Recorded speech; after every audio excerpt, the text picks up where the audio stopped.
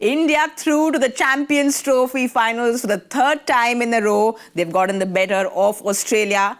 You know, all the pain and all those scars of 19th November. It feels like someone's put a nice balm of pain relief oil on me after today. 4th March it is. Let's write this date in history because India have gotten the better of Australia and they have won by 4 wickets, led by the chase master himself, Virat Kohli with 84 and ably supported by everyone. Shreyas Iyer with that very important 45, KL Rahul 42.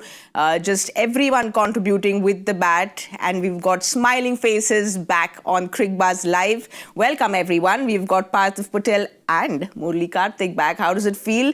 You all had no pressure, and Rohit Co said it. India is the team to beat, and that's not happened at all because India have shown that they have been a better side. Yeah, they have been the better side, and just the way they went about it. You look at what Rohit did. He's been quite selfless at the top of the order. Yes, it was a chancy innings, but at least he's always shown that intent. Shubman Gill unfortunately missed out, but you mentioned Virat Kohli, and Mr. Consistent right now for the last 2-3 years has been Shreyas Iyer. The only thing which they will be hypercritical about themselves, if you have to look at it, is the times where the batters got out or the timing of it. Shreyas Iyer was going great guns. Did he have to play that shot? Did he need that? Maybe not. Uncharacteristic from Virat Kohli too on 87 when he played a shot like that. That is the only thing they would look at, which made the chase slightly more interesting. Or you can say heavy weather of it. But apart from that, and I'm saying if we have to be hypercritical about it, apart from that, anything, a job well done, a job finished is a job well done. But Parthiv, how good does it feel? Because every time there's Australia, even if Indian fans don't want to say it, although we've seen all the memes, we've seen all the comments on social media, we know the pressure that Australia brings. So beating Australia in an ICC knockout tournament, how good does it feel? It feels great. You rightly put up. Now you think about this Australia attack and compare that to what Australia's attack was in World Cup final with Pat Cummins and Mitchell Starc, Josh Hazlewood. But still, Australia managed to take game to the 49th over. I mean, that's what Australia does. That's something which we've spoken about. But I thought, today was India's day. Maybe Australia made too many mistakes. When you're going into a knockout game, basically, it's about making lesser mistakes. We are not talking about skill. It is about handling the pressure. It is about understanding the situation better and handling it in a better way, which I thought Indian team did it really well. And that's the reason why India could find it on the other side of the rope. Well, you said skill, handling the pressure better, and who better than the king? It feels like I've said this over and over again, but Virat Kohli does it not once, not twice. He just constantly comes in the big knockout tournaments and he proves why he is the king because Kartik, again today, 84, when the pressure was on, we had lost 2 wickets. He comes in, consolidates the inning, again a very mature knock, and then of course becomes aggressive when it's needed to. Look, he's done it. He knows how to do it. And that is where sometimes that muscle memory kicks in, that feel-good factor kicks in. And also something which we spoke about, Parthiv and myself, it allowed him time to get settled. He didn't have to come and rush things. He had a feel of the wicket. He knew exactly what he needed to do, what the equation was, and he's got everything set. His template set post that. And once he starts doing it, only he can get himself out. That's what he has done time in, time out. And once again, he had an able ally in Shreyas Iyer. But again, just the way he paces it, I think that's what you have to give credit for. Because he knows what needs to be done, who are the bowlers who are going to come at him, who are the bowlers he can take a calculated risk against. And that's one of the reasons why he is called the chase master.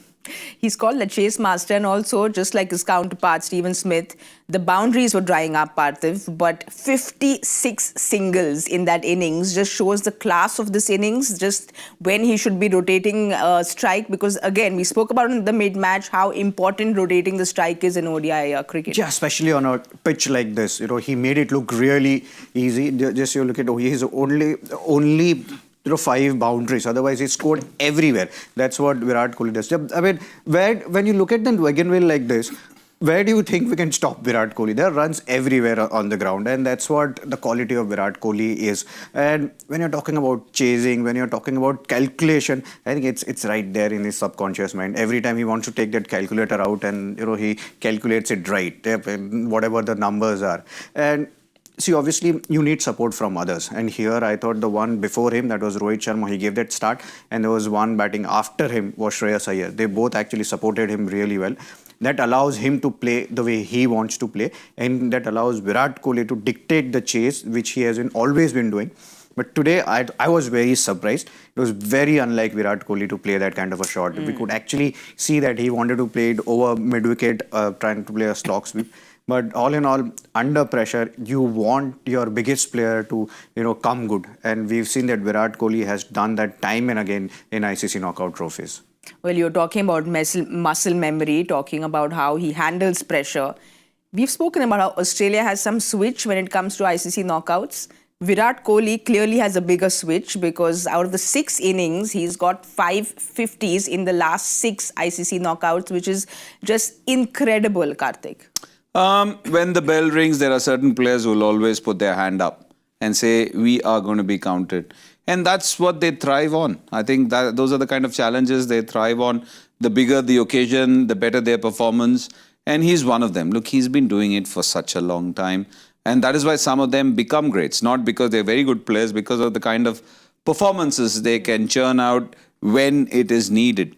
And it's just amazing. Look, just 15, 20 days ago, people were talking about how he needs to be amongst runs. Suddenly, in a crunch game against Pakistan, your arch rivals, old-time rivals, he gets 100. Yes, misses out the next time thanks to a stunning catch against New Zealand. And again, against one of the biggest foes in international cricket for India, Australia, he comes out with a performance like that. So there must be something where they just go into their deep recesses and just feel that they can come out with a performance like that. So outstanding. You're talking about that handwritten book that Australia probably has. I hope Virat's writing this book somewhere because we would really like him to hand that book down. And we are seeing Shreyas, like you said, Mr. Consistent, again coming in, that very crucial partnership because India was 2 wickets down, but 91 runs when it was extremely crucial for India. Yeah, that was very important partnership for India. India had lost 2 wickets at the end of 8th over. So India needed that kind of a partnership. And Shreyas Iyer is someone who can actually play spin really well.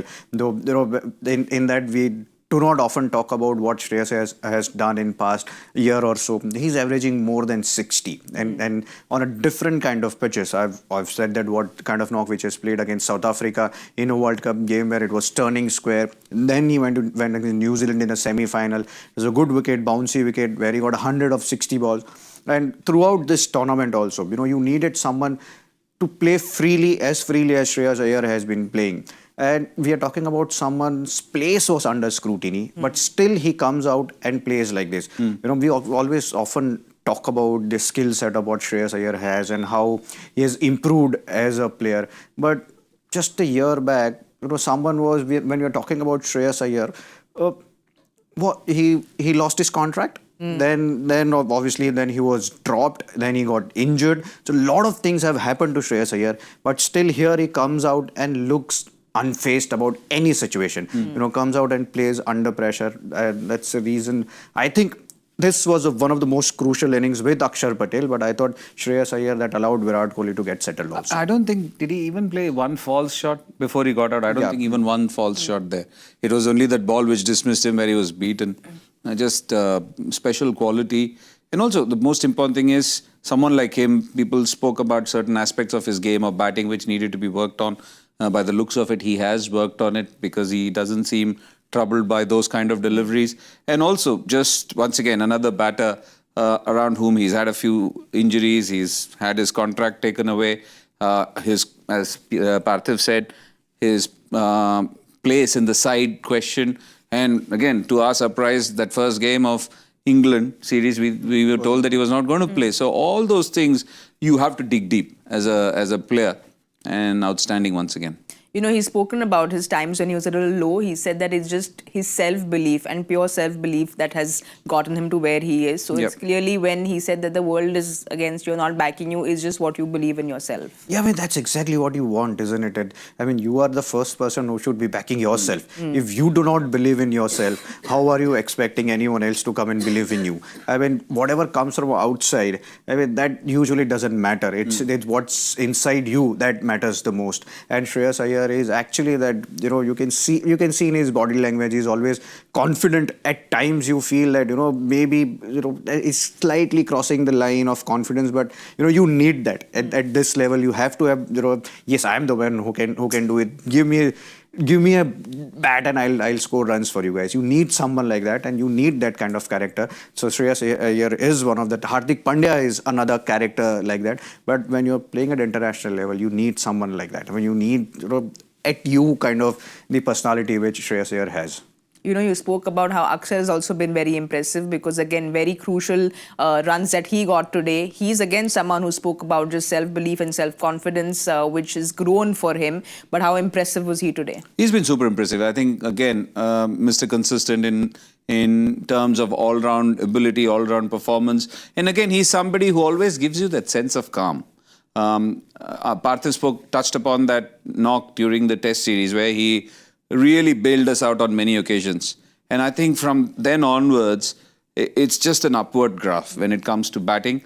Whatever the situation be, wherever you throw him, he just seems to go and thrive and just come out with performances. And again, it's not an easy wicket. You know that you've been there. Everybody will say, oh, India's been there. But again, it's the situation sometimes that dictates things. You're playing a knockout game, literally. You're playing against one of the best sides in the world. It is a semi-final. So for all these batters to go and literally thrive and flourish under pressure, I think really well done to all of them. Yeah, again, I'll come back to the same thing. Some of the mistakes, when you want to be better, when you want to be the complete side, you don't want to make those small mistakes which allow the opposition to come back into the game. As Parthiv said, again, you think of this Australian side, which is depleted of so many of their frontline bowlers, and still they took you till the end. So if you had made these mistakes, again, say the Cummins, the Hazlewoods and the Starks, they won't allow you. They will not allow you to go forward. So maybe that is the only learning or takeaway which the team can should take out of this game and say, we need to be a bit more tighter with us. And also, as far as Axar is concerned, history also suggests, Carriway, that whenever you're in trouble, look for a Patel and he will not disappoint you. And that's what Axar Patel has been doing for India. I'm good. I'm done. The mic drop moment there for Parthiv. He's run away with it. I'm sorry, all the English and all the flowery words, Parthiv has won it today, hasn't he? Unfazed he is. No, but also a word on KL Rahul, because he again came in and we saw how we could see the pain in him when Virat got out. He said, you know, I was hitting the runs. Ball, yeah. So it was almost like you take your time, and we could see how the chemistry between them was great. But again, Rahul getting very important runs. Yeah, I mean, they both understand each other really well. They, you know, spend a lot of time off the field together also. But here, game plan was clear the way KL Rahul was playing. He wanted to play those big shots and he wanted Virat Kohli to stay not out and get to that 100 and soak all the pressure. But yeah, I think so before the show or every time, you know, whenever KL Rahul has become kind of a punching bag of this Indian team. Every time there is something going wrong, you always want to talk about KL Rahul's place in the team. But this guy is averaging about 50 in one-day cricket, scoring almost 3,000. He scored 3,000 runs today also. So he's played on a different positions. It is not easy. That's something which we spoke about in our pre-show also. But today I thought, you know, he was really good. Usually he takes his time, but today, you know, he started rotating the strike, and whenever risk needed to be taken, he was taking that risk and allowing again Virat Kohli to go deep and try and stay not out there. You know, Kartik, you spoke about how if you were to be critical, you wouldn't have liked them to take it so deep, India. I'm sure Axar and Shreyas be a little disappointed with the shots that they played, but at no point we feel that India, you know, they were always ahead of the run rate. So they always felt very comfortable because the run rate was so comfortable for India. Yeah, the run rate is never a problem. Sometimes it's the wickets and the loss of wickets that's in the back of everybody's mind. Imagine if there were 2 or 3 quick wickets which had fallen. Because again, these are wickets where you cannot come and start smashing the ball. You still need to take some time. KL Rahul was brilliant, as Parthiv suggested, that he didn't take any time, which he normally does. He came in from the get-go. He was timing the ball, taking singles. Hardik got stuck for a while. It's a different thing that he got away with it by hitting sixes. But then if you play an entire over, imagine the tension that builds up in the stadium. Imagine the tension that builds up inside the dressing room because they can't control it. It's well and good as long as you finish it and come. It's only if somebody gets out. That's where the problem lies. And again, all these batters will be kicking themselves because they also set a big tag on their own wicket. And they pride themselves in finishing games. So you don't want to, don't leave it adhura. Not half-baked. Yes. They want to completely bake it and leave it. So I think that's one of the reasons, if you want to be a better side, again, you're competing against one of the best. And if they're second string bowlers or if they're, standby bowlers have taken you till the end, you don't want to be making mistakes against better quality bowlers or the first string bowlers or first choice bowlers. So Hardik and Virat both, kind of a different kind of players. They both have a different handbook of finishing game. Hardik Pandya's book, it looks like that he's following MS Dhoni's steps. Let's take it deep, chase it down in last over. Last over bowler will be under more pressure. But Virat Kohli thinks differently. He has spoken too many times that, I'd like to, keep 6 balls aside and then I calculate my chase. But that is the reason why probably Hardik he's rightly has put up that because he's played so many dot balls, yes, you have ability to hit sixes, but what if that one would have missed it? Just imagine what a pressure would have on Ravindra Jadeja. So I thought, Hardik also finished the game, but, India did take it really deep there. But, having said that, Australia did help India a little bit with those 2 drop catches of Rohit. But then that big drop of Virat Kohli at 51. How much will Australia be kicking themselves not getting him at 51? Yeah, absolutely. They'll be ruining those misses because it's the kind of pressure you put on the opposition. The captain who tries to get on with it, if he's dropped. And that was a sitter, the one straight forward to Cooper Connolly. By the high standards which Australia set, it just sets the tempo. There is immediately a hush. You have to remember that it's a India stadium right now. People are there to watch India win. And suddenly there is a deathly hush in the stadium. And then, okay, Virat has gotten off to a start, but Virat on 51, not that it was an easy chance. Again, people could be confused because the left arm spinner is going for it. He bails out. It was not an easy catch or a straightforward catch for Maxwell, who is again a gun fielder. But then those are chances which have been put down. So what New Zealand did, but they still lost. But what New Zealand didn't give anything. But Australia dropped those chances. And I'm pretty sure that they'll be ruining those missed chances. I think, yes, of course, those catches were crucial, no doubt about it. But I think Australia lost a game the way they batted. They batted in this game. If you can look at this innings progression once again, you will see the difference.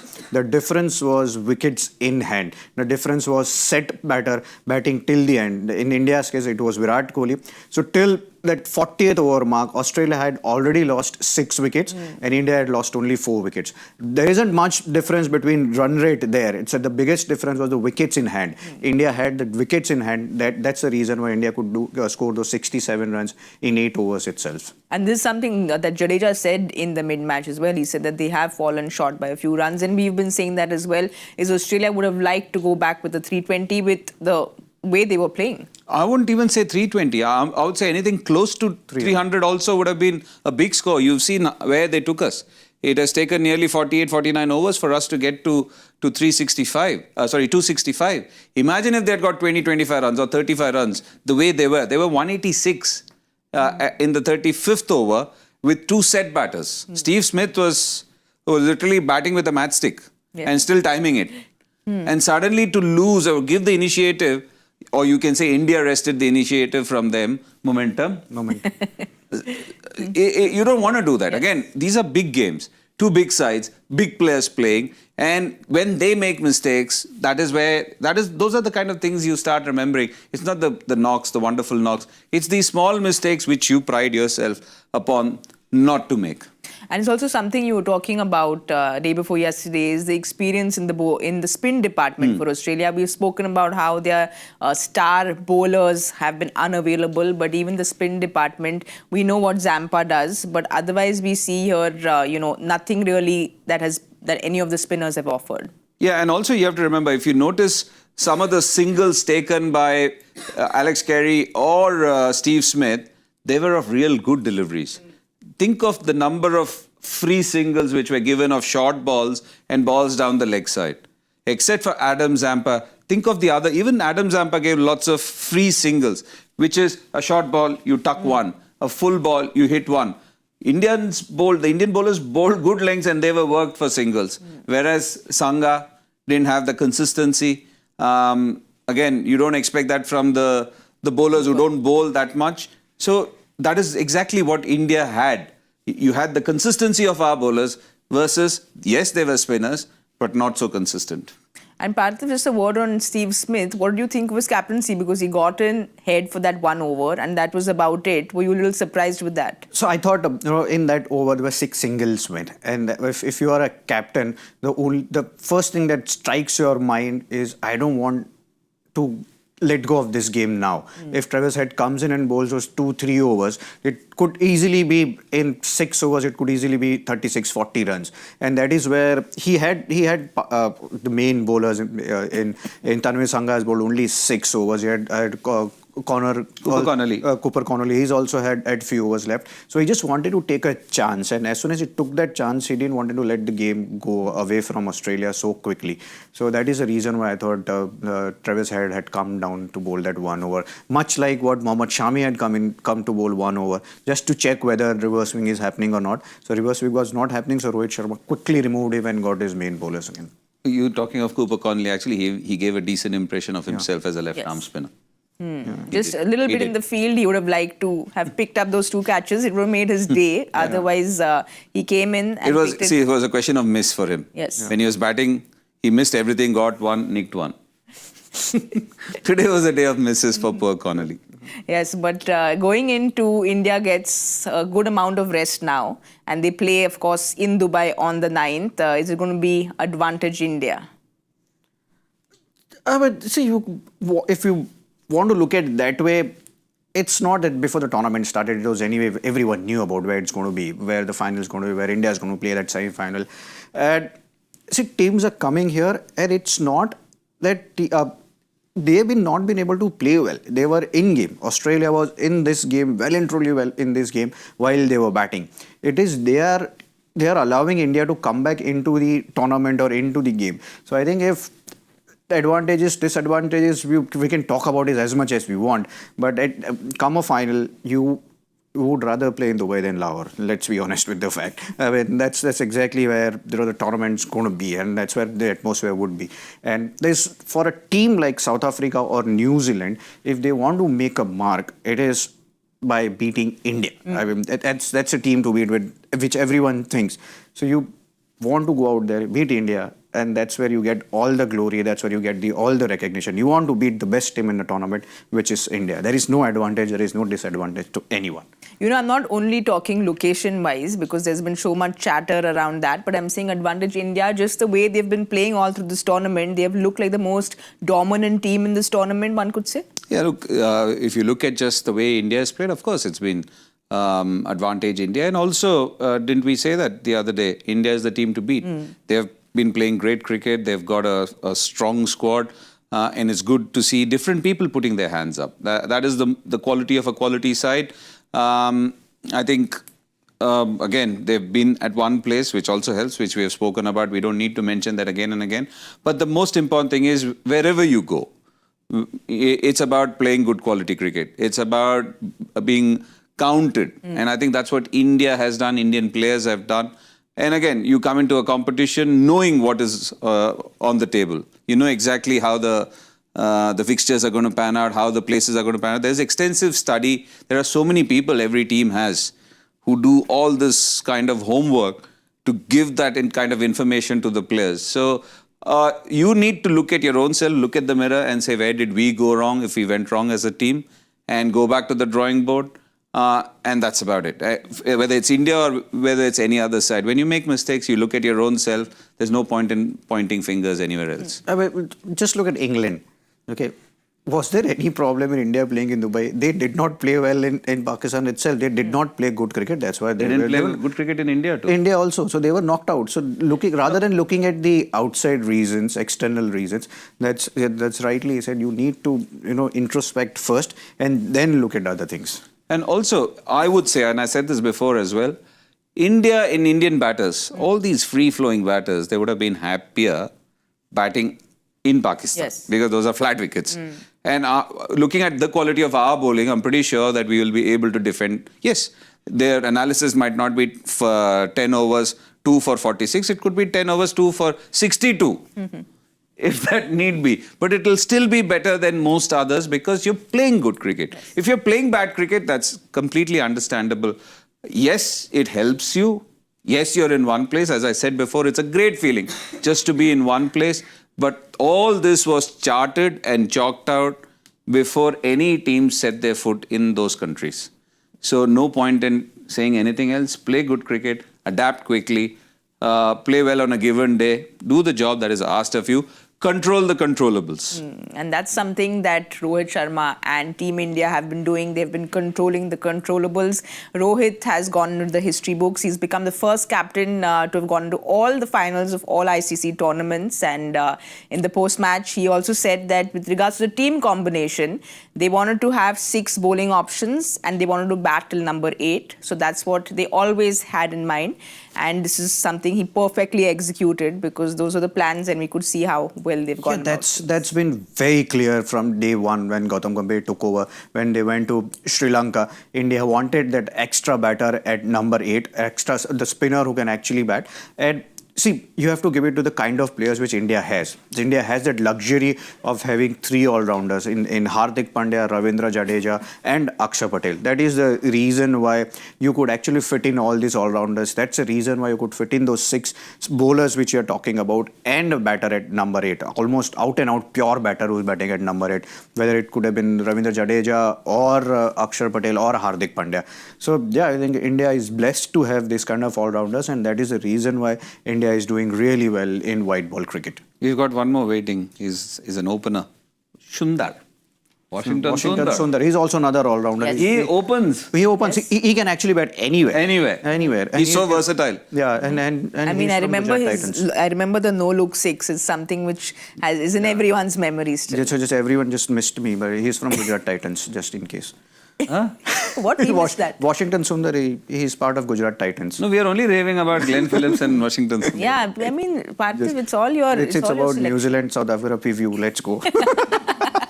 No, but India, like Parthiv has said, are through to the finals and they will be waiting for their date between South Africa and New Zealand, which is the second semi-final, which is happening tomorrow. South Africa take on New Zealand tomorrow. This is happening in Lahore.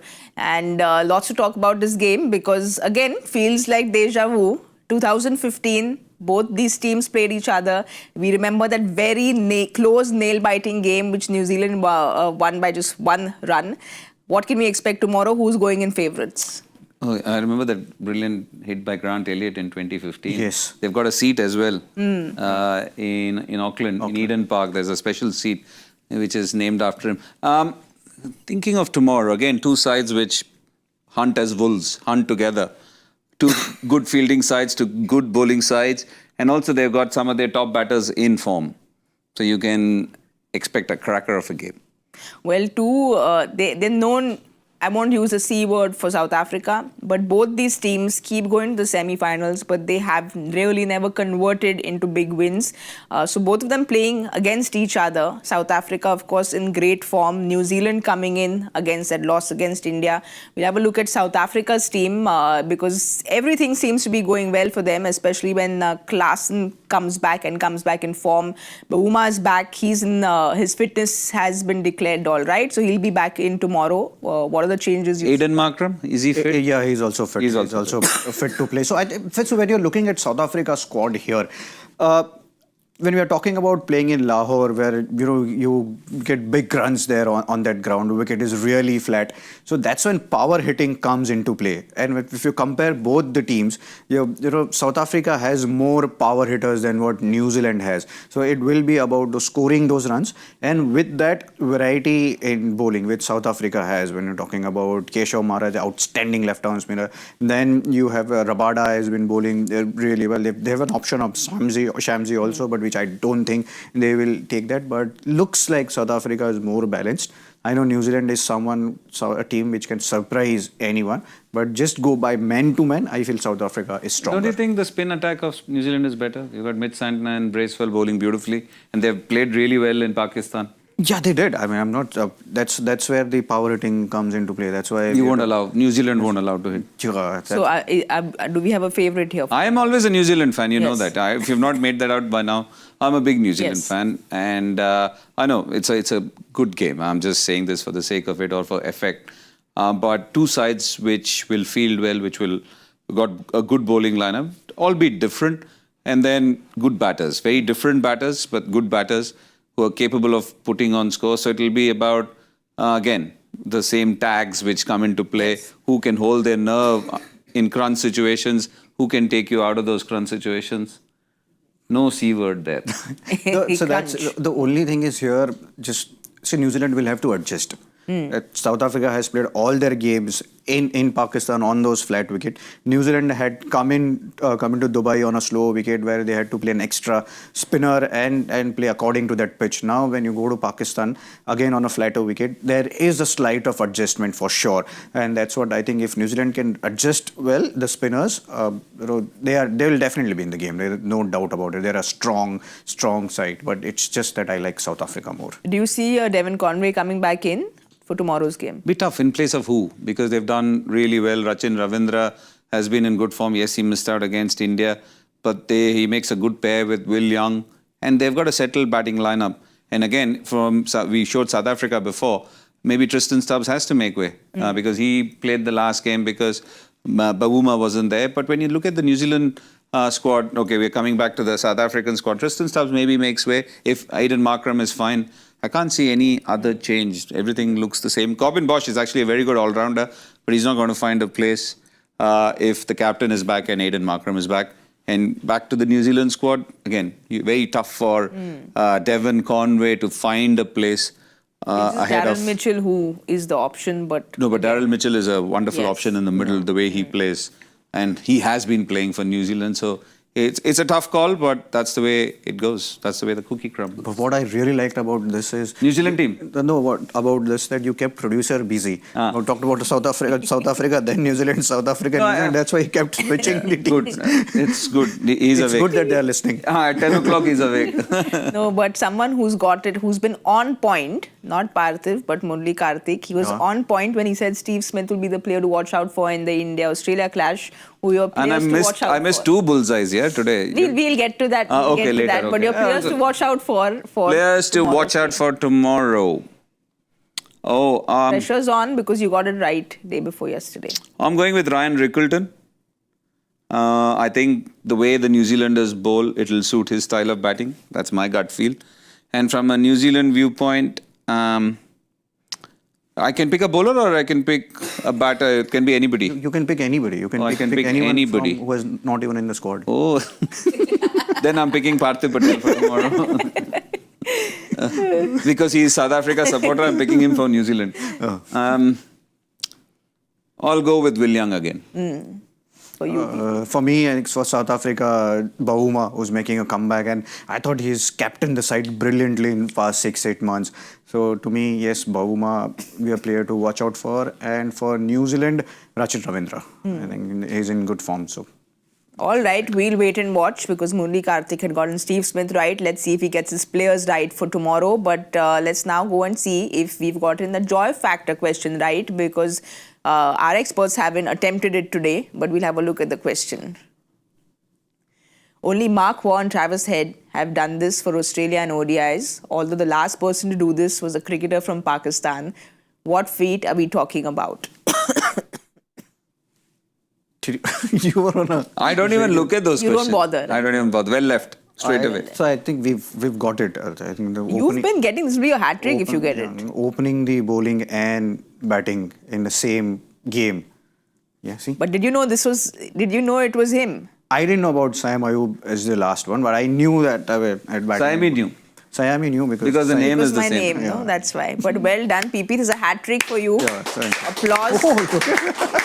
Everyone's very impressed with that. And now we will applaud again, gentlemen, because I know that you... Oh, sorry. Besides PP, we have to have a look at who's gotten it right. I'm so sorry about that. Rajesh Reddy gets it correct. Rajesh, I'm sorry, got so excited that PP got a hat trick that we are so used to your names coming in. Yes. But you are our PPpedia, so thank you so much for writing in. PP is very impressed as well. Very impressed. With his These knowledge. are difficult questions. Yes. Only the intelligent ones gets it right. He's been utterly humble, this show, hasn't I have he? got no issues. Yeah. I don't even bother looking at those questions. It's like, acha.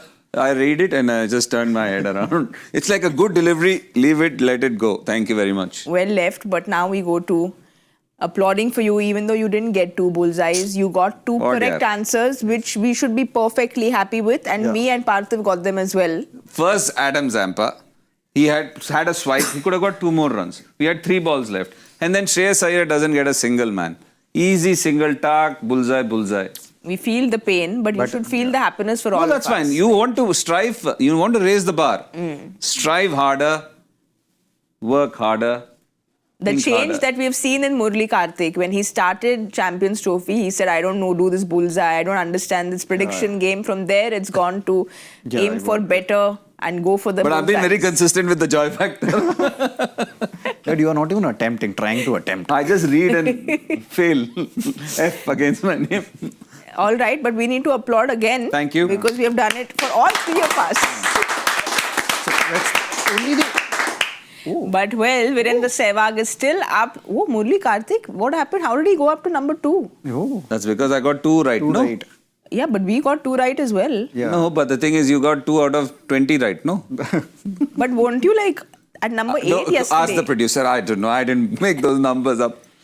Oh, You're well, at 3. I got a 3. but not bad. We've got the exact same percentage, PP. Achha, you guys are jealous because I am on top of you. Exactly. Yeah. Now I didn't read those names. Yeah. I only saw my name and Viru's name. Nobody No, but remembers third and fourth. I'm in esteemed company because PPpedia, I know, always climbs up the ladder. So we've got 2 more games, and I'm very happy to be in esteemed company. One more game for me. So 1 more game. So you have better chances of staying there because the more we play, the more we could lose as well. Yes, That exactly. happens. But that's the thinking we need to change. The more we play, the more higher we can go.